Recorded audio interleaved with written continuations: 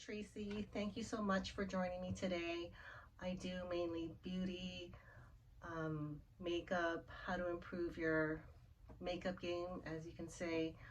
And today's video is going to be about how to prevent certain, makeup mistakes, or how to use certain makeup tricks the right way without, causing your skin to look more wrinkly, more dry, or like helping certain kind of applications look more natural. So the first, makeup trick that, if you're just starting off, maybe you don't know how to do this, or if you have, maybe you've noticed that it's not coming out the way you'd like it to come out, and that is how to apply concealer without making your under eyes look creasy. So as we get a little older, the skin under our eyes becomes a little wrinkly and dry. So when you put any kind of liquid or cream or powder, anything under there, there's a tendency for that area to look more textured. So you can make your under eyes look actually drier than they are, or more wrinkly than they are.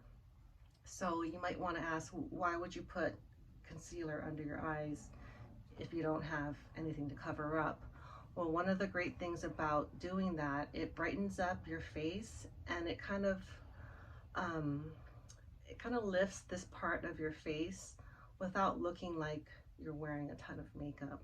So I'll insert a clip here of me using, oh, and another thing that I wanted to go into detail is I wanted to point you guys in the right direction on what kind of brushes and tools to use so that your application comes out better.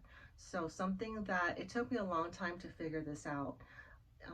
So what I've been doing is I've been using a brush, and this brush in particular is the Goss 16, and it's supposed to be for your eyes, like it's a big blending brush, but for me it didn't work out because I just don't need a brush this big for my eyes.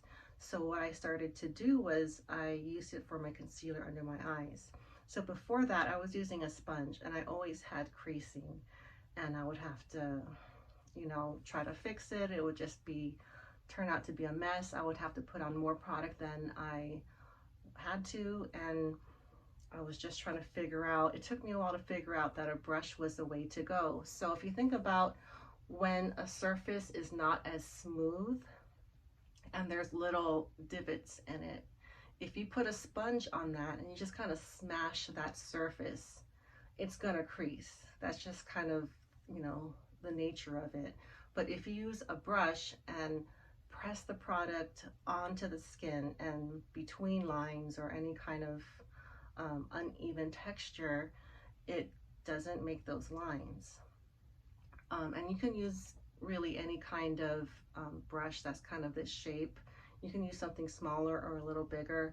This is a natural hair brush, and I think that does make a difference, although I haven't really tried a whole lot of brushes. This one is the best that I've used. I've tried other goat hair brushes that are a different shape, but this one kind of comes to a little, like kind of a taper, so it really gets to the corner and the edges of your eyes where you really need it. So that's something that I wanted to share, and I believe the last I checked, this brush is still available on the Beautylish website. Now what you want to do after you put the concealer on your under eye is you want to powder it, you want to set it, because if you don't, it remains tacky, and anything that comes into contact with that area will stick to it. Also, it kind of just takes down the shine and just smooths it out. At least that's what you want it to do. So what I do for that is I use this brush. So let me explain what I was doing for a long time. So when I was trying to figure out how to do this, I would go on YouTube and I would see all these YouTubers get like a sponge and just soak the end of the sponge in powder and just like put a whole lot under this area. It was kind of that time when baking was in.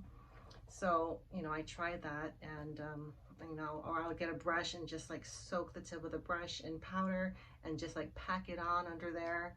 And then I would look and I'd be like, oh my God, I'm like 100, because the skin would just look so dry and wrinkly, and worse than it had ever looked before. I'm like, this is not the point of why I'm wearing makeup.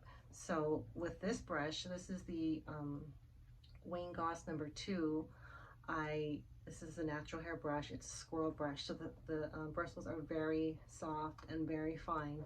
So what I do is I get my setting powder and I just put a little bit in the cap, like that much, and then I soak the brush with that powder. So it's not sitting at the tip of my brush. It's like completely saturated. And then I just kind of dab it to the areas that I want smoothed out, which is right here. And you go down the nose. If you wear sunglasses or glasses, you know, right here, so it doesn't get all messed up.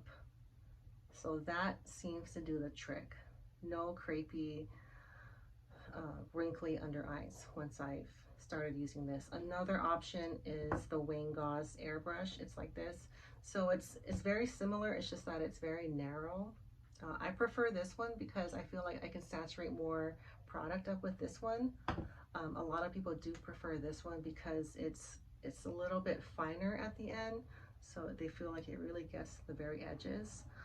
It's really up to you. It's the same price. They're both $35 at Beautylish. And you're really just starting out and you want to figure out how to use bronzer, how to kind of warm up your complexion if you're pale, or maybe you have a foundation that's a little light for you and you want to make it look a little more natural, you can use bronzer. And if you're new to bronzer, I know sometimes it could be tricky because you could put it here and then it doesn't really give the effect that you want it to give. So something that I started doing is I use a big fluffy brush like this that's kind of shaped like this. It has like a big surface space on the edges. This is the Sephora Pro Flawless Light Powder Brush #50. This is the one that I found works the best. If you want a very inexpensive version, the Real Techniques 201, this is the powder brush. This works good also. This one is just softer. So what I do is I take the bronzer and I put it right here just very lightly, and then I just kind of use that to cover a big area. Put it anywhere you want your complexion to be kind of warmer. And I put it all over right here, all over my forehead. You can kind of dust it under your jawline to kind of define that a little bit. But when I first started using bronzer, I didn't know what I was doing. I was, putting it like here and it just looked awful until I started using a big brush like this. And then it became so much easier. That's when I was first starting off. After you get more practice, you can start using something a little smaller that has a little more precision, and you can kind of, use bronzer more specifically. But I think when you're first starting off, you risk looking blotchy if you're starting off with bronzer with something like this. Use something big and fluffy, and it'll be very, very hard to mess that up. If you want a good suggestion for a bronzer, a really safe bet is the Hoola bronzer by Benefit. Now that's this one right here. It's just very universal. Unless you have very tan or deep skin, this should work really great. It's almost impossible to mess up. Thing that I was doing wrong and I could not figure out what I was doing wrong is I was using highlighter because I would watch all these videos and all these girls were like just getting highlighter and just making all these really shiny kind of more like editorial streaks of shine here and here and down their nose and the tip of their nose and above their eye, and every time I did that, it just didn't look right. It would look like metallic, and it would look greasy. And I know there's some people that like a very strong highlight, but I don't. So I tried different highlighters. It all kind of looked the same. And then I got the Sonia G Designer Pro. Now this is what it looks like.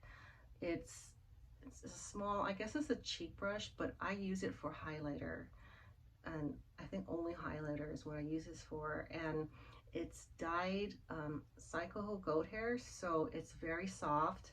And because it's dyed, it has a little bit, the bristles are a little bit more porous, so it does hold on to a pretty decent amount of product. So let me give you an idea of what I'm talking about. So this Anastasia kit is what I use a lot.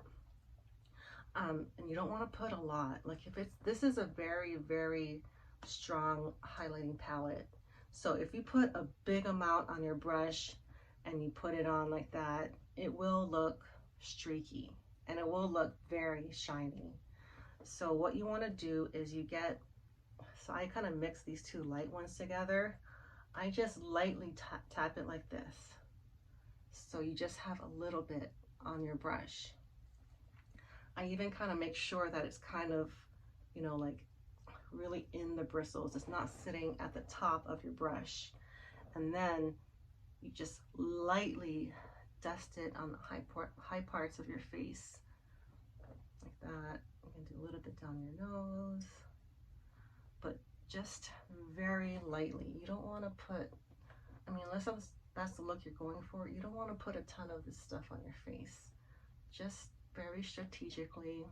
People put it on their chin. I really don't, but like right here. And it just gives your skin like a light luminosity. It doesn't look like you're wearing makeup. It just looks like there's a little shine and your face doesn't look as matte. So if you have dry skin, this is a game changer, because when you put powder on your skin, it gets very powdery and matte looking.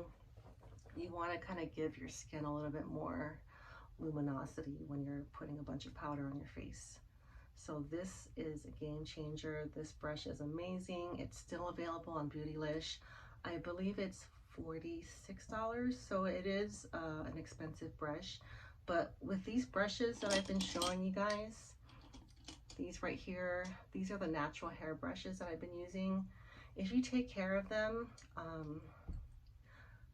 maybe I can make a video of how I take care of these. But for example, I've had this one forever and I wash it all the time. I wash them all the time. I know you're not supposed to. All the brands would say, you know, wash them as you know, little as possible because you risk damaging your brushes. But I have, I guess, kind of a unique way of taking care of them that keeps them looking like new. Like this doesn't look a day older than when I first got it.